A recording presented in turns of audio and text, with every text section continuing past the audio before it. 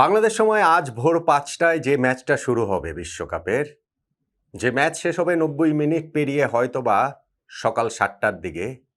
অতিরিক্ত ৩০ মিনিট যদি লাগে তাহলে ৭:৩০ পৌনে ৮টার দিকে, যদি টাই ব্রেকার লাগে তাহলে ৮টার দিকে। সেটাই কি বিশ্বকাপে ক্রিশ্চিয়ানো রোনালদোর শেষ ম্যাচ? বিশ্বকাপে শেষবারের মতো কি আজকেই আমরা ক্রিশ্চিয়ানো রোনালদোকে দেখতে পাবো? সেই ২০০৬ বিশ্বকাপ থেকে তিনি খেলছেন। প্রতিবার একই স্বপ্ন নিয়ে তার বিশ্বকাপে আসা, একবার বিশ্বকাপ জয়, কিন্তু কখনোই সেটা তিনি পারেননি। ক্রিশ্চিয়ানো রোনালদোর বয়স এখন ৪১ হয়ে গেছে, তার ফর্মে ভাটার টান। এই ম্যাচ ভালো খেলেন তো ওই ম্যাচ খারাপ খেলেন। এখন আলোচনা যতটা ক্রিশ্চিয়ানোকে নিয়ে হয়, সমালোচনাও তার চেয়ে কম হয় না, বরং বেশি। কিন্তু ফুটবল নামক খেলাটাকে তিনি গত ২০-২২ বছরে যা কিছু দিয়েছেন সেইটা তো আর অস্বীকার করার উপায় নেই। ফুটবল কি তাকে কিছুটা আবার ফিরিয়ে দেবে কিনা, এইটা কি ক্রিশ্চিয়ানো একটা ওয়ার্ল্ড কাপ নিয়ে ক্যারিয়ার শেষ করাটা ডিজার্ভ করেন কিনা, সেই আলোচনা তো করতেই পারেন। যেই আলোচনাটা লিওনেল মেসিকে নিয়েও ছিল, এবং ৪ বছর আগে ২০২২ বিশ্বকাপে আর্জেন্টিনার হয়ে বিশ্বকাপ জয়ে মেসির ক্যারিয়ার পূর্ণতা পেয়েছে। ক্রিশ্চিয়ানো রোনালদো কি এইবার সেই পূর্ণতার ছবি এঁকেই বিশ্বমঞ্চ থেকে বিদায় নিতে পারবেন, নাকি তার বহু আগেই আজকে ক্রোয়েশিয়ার বিপক্ষে নকআউট পর্বের প্রথম খেলায় রাউন্ড অফ 32তেই বিদায় হয়ে যাবে পর্তুগালের, বিদায় হয়ে যাবে সেদেশের ফুটবল রাজা ক্রিশ্চিয়ানো রোনালদোর?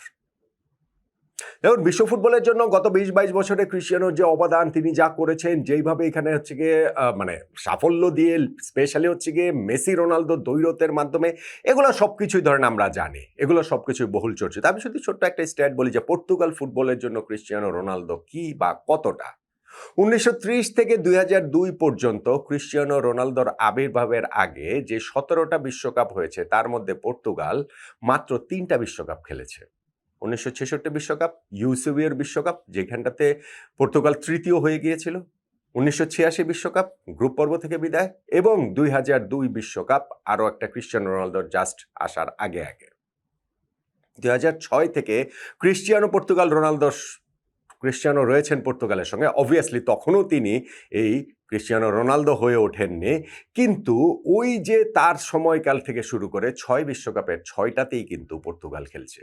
রোনালদোর আগের ১৭ বিশ্বকাপে পর্তুগাল অংশই নিয়েছে ৩ বার, এবং রোনালদো সহ ৬ বারের মধ্যে ৬ বারই অংশ নিচ্ছে। পর্তুগালের জন্য তিনি কতটা কি, এই একটা স্ট্যাটেই বোধ করি তা বোঝা যায়। কিন্তু ওয়ার্ল্ড কাপ রোনালদোকে সবসময়ই তো আসলে হতাশাই দিয়েছে, কষ্টই দিয়েছে, শূন্য হাতেই ফিরিয়েছে। ২০০৬ বিশ্বকাপে পর্তুগাল সেমিফাইনাল পর্যন্ত গিয়েছিল, কিন্তু সেই বিশ্বকাপে রোনালদো তো আর রোনালদো হয়ে ওঠেননি। সো ওইটা রোনালদোর বিশ্বকাপ না। যখন তিনি রোনালদো হয়ে উঠেছেন ২০১০ থেকে, তখন থেকেই প্রতিবারই ওই একই রকম বড় স্বপ্ন নিয়ে পর্তুগাল বিশ্বকাপে গিয়েছে, এবং প্রতিবারই তাদের আশাভঙ্গের বেদনায় পড়তে হয়েছে। ২০১০ বিশ্বকাপের নকআউট পর্বের শুরুতেই রাউন্ড অফ 16-এ স্পেনের কাছে হেরে পর্তুগাল ও রোনালদোর বিদায়। ২০১৪ বিশ্বকাপের গ্রুপ পর্ব থেকে বিদায়। ২০১৮ বিশ্বকাপের সেই নকআউট পর্বের শুরুতে রাউন্ড অফ 16-এ উরুগুয়ের কাছে হেরে বিদায়, আর সর্বশেষ ২০২২ বিশ্বকাপে কোয়ার্টার ফাইনালে মরক্কোর কাছে হেরে বিদায়। ক্রিশ্চিয়ানো তাই ওয়ার্ল্ড কাপের অ্যাবসলিউট লেজেন্ড কিনা সেটা নিয়ে আপনি কথা বলতে পারেন। হ্যাঁ, ক্রিশ্চিয়ানো রোনালদো ২০০৬ থেকে শুরু করে প্রতিটা বিশ্বকাপে গোল করেছেন, একমাত্র ফুটবলার ৬ বিশ্বকাপে তিনি গোল করেছেন, যেটা লিওনেল মেসিও করতে পারেননি। কিন্তু আপনি যখন পর্তুগালের পারফরমেন্স, টিম পারফরমেন্স, ক্রিশ্চিয়ানো রোনালদোর নিজের পারফরমেন্সও যদি আপনি দেখেন, তাহলে তাকে কি আসলে অ্যাবসলিউট লেজেন্ড বলা যাবে কিনা ওয়ার্ল্ড কাপের? এই যে আজকের ম্যাচের প্রতিপক্ষ ক্রোয়েশিয়া, তাদের লুকা মডরিচের সঙ্গেও যদি তুলনা করি, লুকা মডরিচ ক্রোয়েশিয়ার যেই দলটাকে নিয়ে তিনি ২০১৮ বিশ্বকাপের ফাইনাল খেলেছেন, সেখানে ফ্রান্সের কাছে হেরে গেছেন। ২০২২ বিশ্বকাপের সেমিফাইনাল পর্যন্ত খেলেছেন, আর্জেন্টিনার কাছে হেরে গেছেন। সো ক্রোয়েশিয়ার লুকা মডরিচ ওই দলটাকে নিয়ে, সেই দলটা তার পর্তুগাল দলের মতো এত হাইপড দল না, ওই দলটা তো পর্তুগাল দলের মতো এত ওয়েল রাউন্ড দলও না। তাদেরকে নিয়ে পরপর ২টা বিশ্বকাপে সেমিফাইনাল, ফাইনাল খেলেছেন লুকা মডরিচ। ক্রিশ্চিয়ানো রোনালদো তো তার পুরো ক্যারিয়ারে পর্তুগালকে নিয়ে বিশ্বকাপের ২০০৬ বিশ্বকাপটা, ওইটা তার পর্তুগাল নামে আবারও বলি, এরপরে তার সেরকম সাফল্য তিনি এনে দিতে পারেন নাই। আর এইবারের বিশ্বকাপেও যে অবস্থা, ৩টা ম্যাচ গ্রুপ পর্বে পর্তুগাল খেলেছে, সেখানে প্রথম এবং শেষ ম্যাচ কঙ্গো এবং কলম্বিয়ার বিপক্ষে খুবই ম্যারম্যারে পারফরমেন্স পর্তুগালেরও ছিল, রোনালদোরও ছিল। মাঝের ম্যাচটা শুধু উজবেকিস্তানের বিপক্ষে ৫-০ গোলের জয়, যেখানটাতে রোনালদোর জোড়া গোল।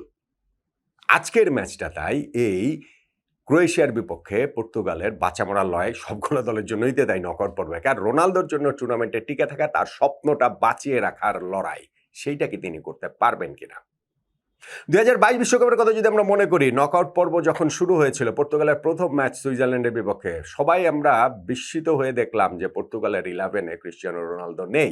তার বদলে যাকে নামানো হয়েছে গনজালো রামোস, সুইজারল্যান্ডের বিপক্ষে সেই ম্যাচটাতে তিনি হ্যাট্রিক করে ফেললেন। পর্তুগাল 6-1 গোলে জিতল। ফলে নেক্সট ম্যাচটাতেও মরক্কোর বিপক্ষে ফর অবভিয়াস রিজনস ক্রিস্টিয়ানোকে রাখা হয়নি 11-এ, সেই ম্যাচে হেরে কিন্তু পর্তুগালের বিদায় হয়ে গিয়েছিল।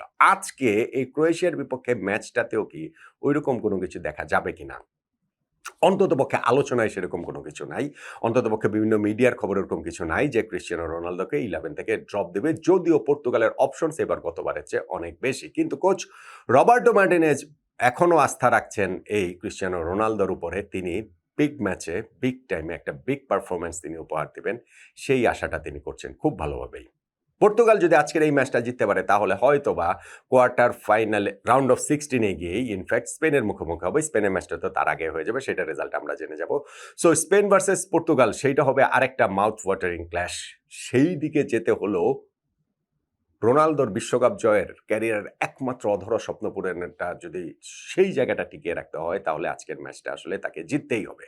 এবং শেষ পর্যন্ত গিয়ে এই ম্যাচে তার ওই ট্যাগলাইন বলেন, ফোকাস বলেন, সেইটা পর্তুগাল ভার্সেস ক্রোয়েশিয়া যতটা, ক্রিস্টিয়ানো রোনালদো ভার্সেস লুকা মদ্রিচও ততটাই। কেননা এই খেলাটা দুই অ্যাবসলিউট লেজেন্ডের আজকেই বিশ্বকাপের শেষ ম্যাচ, দুইজনের যে কোনো একজনের হয়ে যাবে, নিশ্চিত যেতে পারে না, দুইজনের একজনের শেষ ম্যাচ তো আসলে নিশ্চিতভাবেই হবে। এবং এই দুইজন কিন্তু রিয়াল মাদ্রিদও 6টা সিজন একসঙ্গে খেলেছেন, 4বার চ্যাম্পিয়ন্স লিগ জিতেছেন। সো তাদের এই দুই বন্ধুর মধ্যে একজনকেও আজকে এইখান থেকে এই বিশ্বমঞ্চে বিদায় বলতে হবে। আমার ফিলিং বলছে যে এই ম্যাচটাতে পর্তুগালের মতো করেই তারা খেলবে এবং সেইখানটাতে ক্রিস্টিয়ানো রোনালদোর সেই স্বপ্নটা এই ম্যাচ শেষেও অ্যালাইভ থাকবে। বাংলাদেশ সময় আজ সকাল 7টা কিংবা 7:30 কিংবা 8টায় ক্রিস্টিয়ানোকে আমরা বিশ্বকাপ থেকে বিদায় দিব বলে আমার মনে হচ্ছে না, আমার গাট ফিলিং সেটা বলছে না, বা দুই দলের যে অবস্থা সবকিছু বিবেচনা করে। ক্রোয়েশিয়াও যে এবারে ওয়ার্ল্ড কাপে খুব ভালো খেলছে তা না, প্রথম ম্যাচটাতে তারা ইংল্যান্ডের কাছে হেরেছিল, যাক পরের দুই ম্যাচে তারা তার পারফরমেন্সে ওই উঠে গেছে এই নকআউট পর্বে। ফলে আমার কাছে এখানে মনে হয় যে পর্তুগাল ম্যাচটাতে ক্রোয়েশিয়াকে হারাবে, ক্রিস্টিয়ানো রোনালদোর স্বপ্নটা আরও একটা ম্যাচের জন্য টিকে থাকবে। ফাইনালে গিয়ে সেই বিশ্বকাপটা তিনি আসলে স্পর্শ করতে পারবেন কিনা, সেটার উত্তর সময়ের হাতে। সামনের ম্যাচগুলোতে সেগুলো অনেক আলোচনার সুযোগ রয়েছে, তবে আজকের ম্যাচটাতে রোনালদোর স্বপ্নযাত্রা মার্চ অন করতেই থাকবে বলেই আমার অন্ততপক্ষে সেটাই প্রেডিকশন। আপনার মতামতটা জানাতে পারেন।